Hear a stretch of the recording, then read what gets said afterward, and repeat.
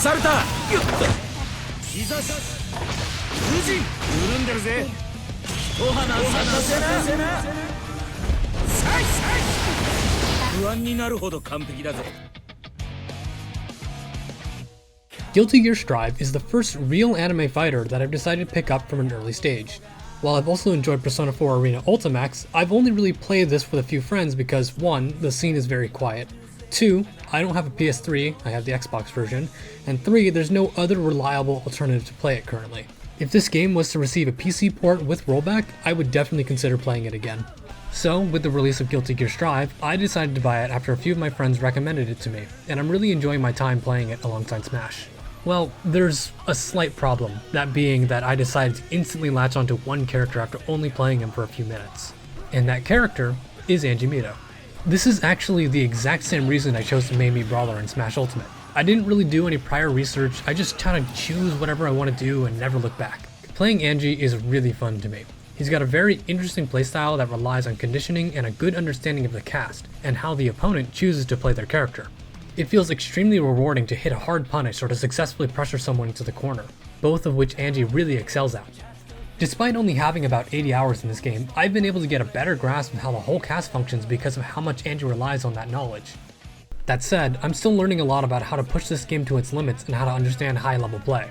Anyways, it turns out that who I decided to main has a few issues that seem to set him apart from the cast. Sound familiar? Well, compared to Meat Brawler, however, Anji definitely sits a lot lower on the tier list. Like, a lot lower. And that's likely due to the fact that there's a very small cast in Strive, especially compared to Smash. In a vacuum, Anji is actually a standard character with good tools and a specialist game plan. He requires knowledge of your opponent both from a design and a player perspective. Compared to the rest of the cast and the metagame of Guilty Gear Strive in its earliest patches, it's a bit different. Let's take a look at what sets Anji back. The majority of what sets Anji back is his frame data. Frame data being the broad term that explains basically when something happens, how long it happens, and how safe something is. If we look at every character's fastest attack, Anji is tied with many other characters for having the slowest, fastest normals. A normal being a non-command input, so nothing like a special or an overdrive. It sounds confusing, but the best way to put it is that their fastest option is pretty slow. Anji's 5P, or standing punch, has good distance, which allows him to utilize it for a quick check and to keep the opponent at bay. And for what it does well, just slowly. And the issue with keeping them too far away is that now you've effectively put your opponent out of your own effective range. Anji wants to be up in your face as much as possible to set up pressure. Obviously spacing exists, but the utility of 5P is more about using quick checks in the hopes that the opponent freezes up, and lets Anji abuse what he has to work with. And sure, 5P also has a few Gatling options and can be special cancelled, but we'll go over why that's not a good idea later. The other characters with matching frame data are Milia, Zato, Faust, and Axel. Even with that, these characters don't really use their fastest options that often, unless it's a means to alleviate pressure. When the opponent is way too close and getting too greedy with their strings, they can use this so they can return to playing their effective strategy. Axel is a zoner and uses long-range, high startup moves to keep his opponents at bay, and willingly brings them back in when it's his turn to strike. I wanted to bring up Axel first, as his game plan does rely on keeping his opponent in check. However, it's not the speed of the move that complements his game plan, rather the immense range of all of his attacks. It's very similar to Anji's, however Anji does want to remain in on his opponent, while Axel can comfortably play from the massive range that his attacks afford him. Zato utilizes Eddie to set his pressure more than his normals, and can also fly to alleviate pressure against him when needed. Milia is more oriented around high-paced, relatively safe mix of pressure both on ground and in the air, with her extra air dash, leap, and fast overhead. Faust's game plan is to cry, because he too suffers just like Anji for no particular reason.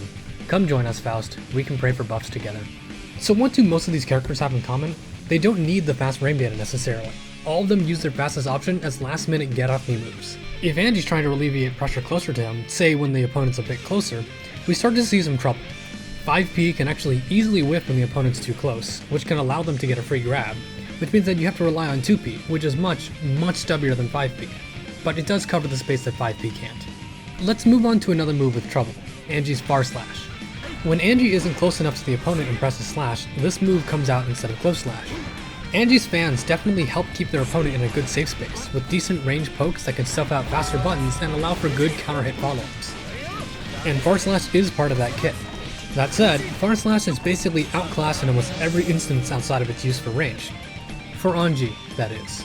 Let's take a look at Ramlethal's Far Slash. It comes out on frame 11, is active for 6 frames, and does link into Heavy Slash. Compared to Anji's, which is frame 12 and active for only 2 frames, is ridiculous. And while it does link into Heavy Slash, it can't do much else. Close Slash and 2S can also link into Heavy Slash and are easier to hit into Heavy Slash. And on top of that, those two are much safer than Far Slash, with Far Slash being minus 15 on block. You can't Fujin, you can't Ko, and you really can't do much else with Far Slash. It's outclassed even by Anji standards. Maybe the fans are just really heavy. Also, Soul Bad Guy. Pure envy. You thought we were done talking about frame data. Oh no. We're just getting started. Let's talk about 2 of Anji's specials, starting with Suigetsu no Hakobi, or just Spin. Spin is a move where Anji will begin spinning while advancing forwards and will automatically guard a singular incoming attack. If an attack connects, the opponent will freeze and Anji will move a little closer, allowing Anji to score an advantage. It also doesn't deal any sort of block stun to Anji, which is why he's able to comfortably punish something like Soul's Far Slash despite it being +2 on block normally. So this is good, right? Well, not really. This move will begin auto-guarding on frame 10, and during the startup and end lag, Anji is put into counter hit state. This means that getting hit by something because you didn't act fast enough or your opponent waited means that you're in for a world of hurt. Also, against faster attacks that are safe because of their speed rather than their block stun or because they have multi-hits, Anji can't punish it because of the fact that he's not given any advantage off of parry freezing the opponent. You can, if you're cheeky enough, slip in a counter super, but good luck doing that.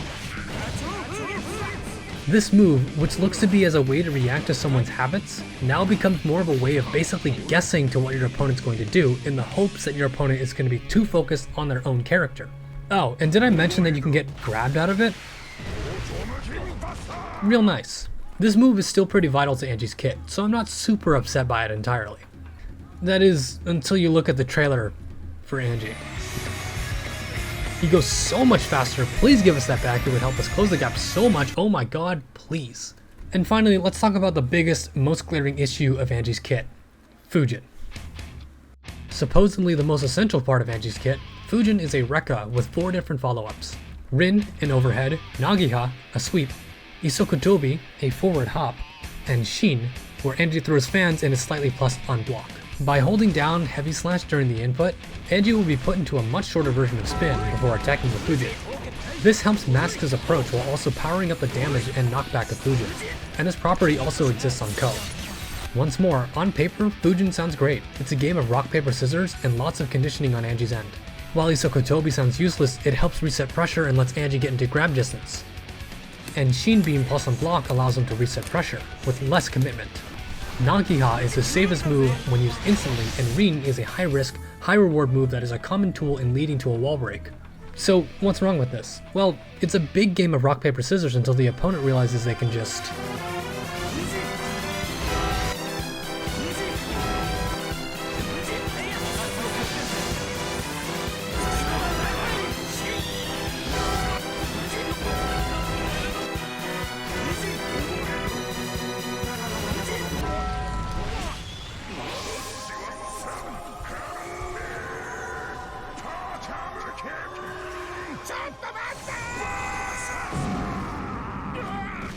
DPs and reversals destroy 3 of Anji's follow-ups, and if you don't have either, no problem, just follow this simple guide. Step 1. Block Fujin low. Step 2. Continue blocking low until you see a different option other than Nagiha.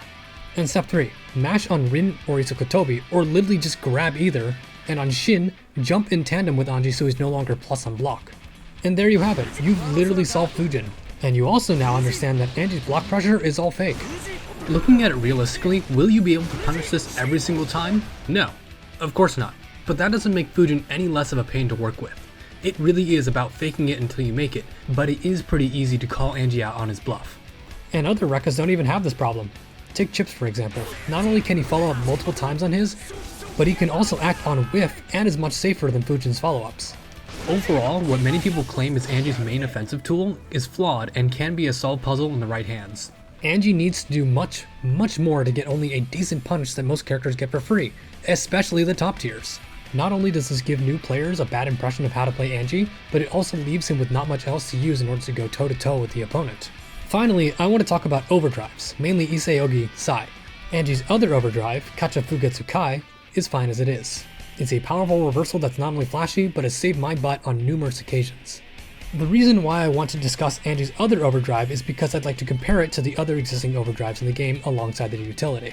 Iseo Gisai, or Fan Super as I'll call it from now on, deals 150 total damage and is considered to be really a damage stick for combo finishers, those mainly being out of heavy slash or on wall breaks. And it's really meant to only be used when going for the kill or going for hard knockdowns off a wall break, which Anji usually prefers in some matchups because he doesn't want to return to neutral against his opponent. So we have two main reasons to apply this overdrive, and that's neat I guess. But let's look at other characters and their lowest damage overdrives. We can see that actually a majority of the cast have overdrives that are lower damage than Fan Super.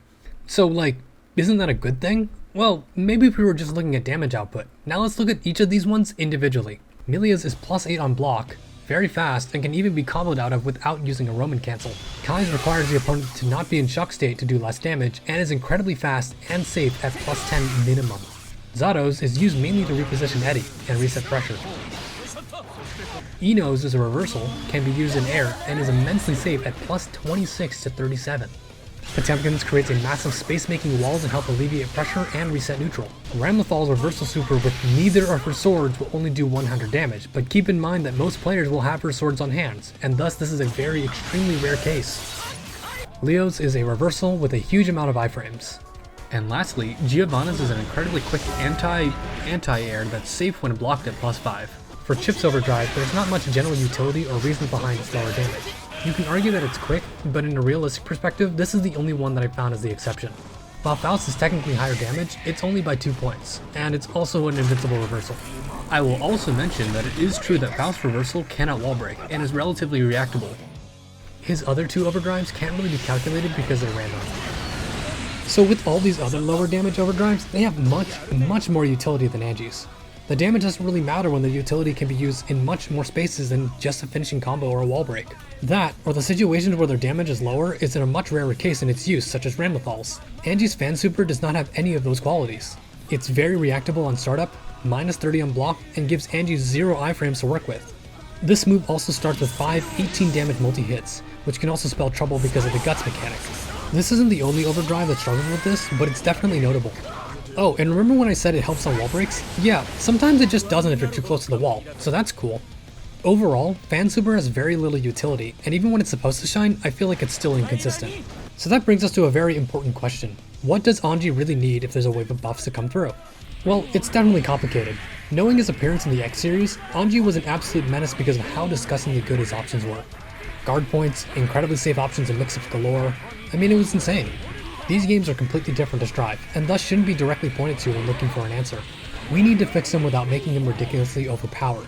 From the example flaws I covered before, frame data and hitboxes would be the most important things to fix for Anji. I'm not calling for anything ridiculous like making normals plus on block, but rather some of his worst buttons come out faster, last longer, and are safer on block. Definitely make far slash safer and more active. Give spin a faster startup and grant at least some universal advantage on successful parries to make it consistent. While it's true that you can instantly block after parrying something, it feels pointless that this has to be a commonly considered option, even when blocking larger attacks. Make Fujin's rekka options faster and possibly safer, and also allow it to be used on whiff. And finally, I think the best way to fix Iseo Gisai is through a few options. Buffing its damage output would help accentuate its use as nothing but a damage stick, but better yet make it plus on block to be used as an extra pressure tool. As to fix some of its connection issues, if it's close enough to the wall, simply spawn the projectile to a certain space to ensure that it always connects and wall breaks. The best way that I can explain it is that while Anji is on the bottom of Guilty Gear Strive's tier lists, he's not a true bottom tier. He can still take matches competitively and competently with the right experience, but he has to put in a lot of work to find the right openings. Players such as Kid Viper and Dry Ice Game show the potential that Anji has, but you have to keep it within the mindset that these two have tons of prior experience and knowledge in fighting games. This helps them really understand how to abuse what little Anji has at the right time. And even then, I don't think either will be planning to compete anytime soon. I'd like to close this video off in a very similar light as my Fix Me Brawler video, and that's by saying that while anyone can go and tell me to pick a top tier, I don't intend on doing that at all. I think Anji is what makes this game enjoyable for me, and because of that, I'm going to stick with him regardless of what happens when Goldlewis releases, buffs or not. If you're still interested in joining the Pain Train, I highly recommend checking out Kid Viper and Dry Ice Game on Twitch, and GC Yoshi 13 on YouTube for his comprehensive 3-video Anji tutorial. I also want to give thanks to the Anji Mito community on the GGST community Discord when we put this video together. And that about wraps it up. If this video was of any use to you, please do consider leaving a like and subscribing to my channel. I'm interested in covering more comprehensive videos like this on top of my other compilations. And that's about it. Thanks so much for watching, and once again, please fix Anji Mito.